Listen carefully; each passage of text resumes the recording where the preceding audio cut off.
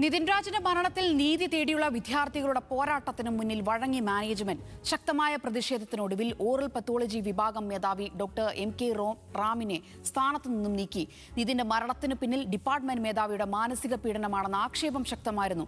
നിതിൻ രാജിന്റെ മരണത്തിൽ പ്രതിഷേധം ഇരമ്പുകയാണ്. നീതി ഉറപ്പാക്കണമെന്നാവശ്യപ്പെട്ട് വിദ്യാർത്ഥികൾ വൈറ്റ് കോട്ട് ഉപേക്ഷിച്ച് പ്രതിഷേധിച്ചു. വംശീയ അധിക്ഷേപവും മാനസിക പീഡനവും അഞ്ചരക്കണ്ടിയിൽ പതിവായിരുന്നുവെന്ന് ഞെട്ടിക്കുന്ന വിവരങ്ങളാണ് ഓരോ ദിവസം കഴിയുമ്പോഴും പുറത്തുവരുന്നത്.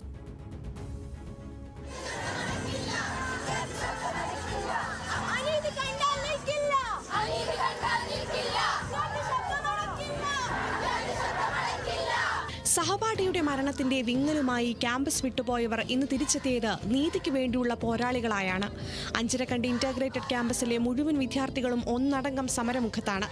ഡോക്ടർമാരുടെ പദവിയേക്കാൾ വലുത് തങ്ങളുടെ സഹോദരന്റെ നീതിയാണെന്ന് പ്രഖ്യാപിച്ച് അഭിമാനമായി കാണുന്ന വൈറ്റ് കോട്ടുകൾ ഉപേക്ഷിച്ചായിരുന്നു സമരം. ഇത് ഞങ്ങളുടെ രക്ഷിതാക്കളുടെ വിയർപ്പ് വീണ കോട്ടാണ്. അതിൽ രക്തവും കണ്ണീരും വീണിരിക്കുന്നു. വിദ്യാർത്ഥികൾ പ്രതികരിച്ചു. ഈ കോട്ട് തന്നത് അച്ഛൻ്റെ അമ്മയുടെ വേർപ്പാണ്. ഇതിൽ ഇന്നലെ വരെ കണ്ണീര് പൊടിഞ്ഞു, ഇന്ന് ഇതിൽ ചോര പൊടിഞ്ഞു. ഞങ്ങൾ ഈ വെള്ള കുപ്പായത്തെ അപമാനിക്കുന്ന രീതിയിലല്ല പെരുമാറുന്നത്. എന്നിരുന്നാലും ഞങ്ങൾക്ക് ഇതാണ് ഞങ്ങളുടെ പ്രതിഷേധം.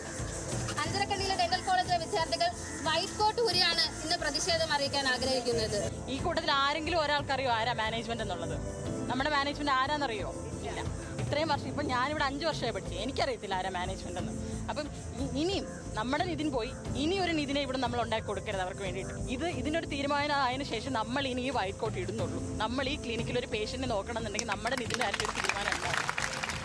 ആരോപണ വിധേയനായ ഡോക്ടർ റാമിനെ പുറത്താക്കിയെങ്കിലും കുറ്റക്കാരായ മറ്റ് അധ്യാപകർക്കെതിരെയും നടപടി വേണമെന്ന നിലപാടിൽ ഉറച്ചു നിൽക്കുകയാണ് വിദ്യാർത്ഥികൾ. ക്യാമ്പസിനുള്ളിൽ നടക്കുന്നത് ക്രിമിനൽ കുറ്റമാണെന്ന് രക്ഷിതാക്കളുടെ വെളിപ്പെടുത്തലുകൾ തെളിയിക്കുന്നു. അധ്യാപകരും കുട്ടികളും നോക്കി നിൽക്കെ ആരോപണ വിധേയനായ ഡോക്ടർ റാം തന്റെ മകളെ വേസ്റ്റ് എന്ന് വിളിച്ചതടക്കം തുറന്നു പറഞ്ഞു രക്ഷിതാക്കൾ. പറയാൻ പാടില്ല, സ്വന്തം രക്ഷിതാവിന്റെ മുന്നിൽ വേസ്റ്റ് എന്ന് പറയുന്ന മോളെ, അല്ലെങ്കിൽ ഡോങ്കി, ഇതൊക്കെ എല്ലാവരും അനുഭവിച്ചു. നമ്മളവിടുന്ന് സംസാരിച്ച കാര്യം റാമാണ്. ബാക്കിയുള്ളവർ കേട്ട് നിൽക്കുകയാണ്. അത് അവരെ നിവൃത്തികേടായിരിക്കും, നമുക്കറിയില്ല. ബാക്കിയുള്ള അധ്യാപകരൊന്നും ഇതിനെതിരെ പ്രതികരിച്ചിട്ടില്ല. അത് കാരണം എന്ന് വെച്ചാൽ ഇത് വർഷങ്ങളായിട്ട് ഇത് തുടരുന്നൊരു ഭാഗമായിരിക്കും. അപ്പോൾ റാമിൻ്റെ ഭാഗത്തുനിന്ന് അത്തരം മോശമായ വാക്കുകൾ അടിക്കാൻ കഴിയുമോ? സ്വന്തം മോളെ അടിക്കാൻ കഴിയുമോ? പുറത്തുനിന്നാണ് നമ്മൾ വിടില്ല. ഇത് നമ്മൾ ഇവളിവിടെ പഠിക്കേണ്ടതാണ്. നോക്കി കഴിയുമോ?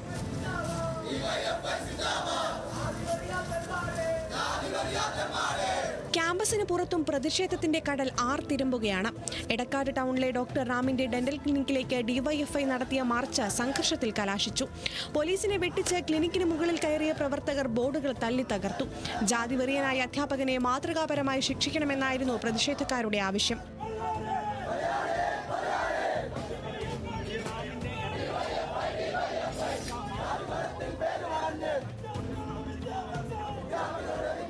അറസ്റ്റ് വൈകുന്നതിനെതിരെ യൂത്ത് ലീഗ് കണ്ണൂർ കമ്മീഷണർ ഓഫീസിലേക്ക് നടത്തിയ മാർച്ചും പോലീസുമായി തെരുവ് യുദ്ധത്തിന് സമാനമായ സാഹചര്യമുണ്ടാക്കി. പ്രവർത്തകർക്ക് നേരെ പോലീസ് പലതവണ ജലപീരങ്കി പ്രയോഗിച്ചു.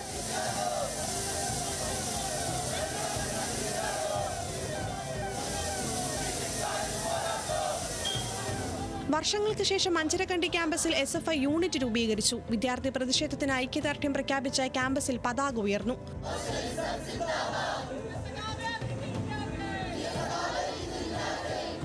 ഇതൊരൊറ്റപ്പെട്ട സംഭവമല്ല. ഡോക്ടർ റാമിനും മറ്റ് അധ്യാപകർക്കുമെതിരെ പരാതികളുടെ പ്രളയമാണ്. പ്രത്യേക മെയിൽ ID വഴി വിദ്യാർത്ഥികൾ ഇതുവരെ സമാഹരിച്ചത് 150-ലേറെ പരാതികളാണ്. അത് ആരോഗ്യ സർവകലാശാലയ്ക്കും പോലീസിനും കൈമാറിക്കഴിഞ്ഞു. നിതിൻ രാജിന്റെ മരണം ഒരു ക്യാമ്പസിലെ നിശബ്ദമായ ക്രൂരതകളിലേക്കാണ് വിരൽ ചൂണ്ടുന്നത്. ന്യൂസ് മലയാളം, കണ്ണൂർ.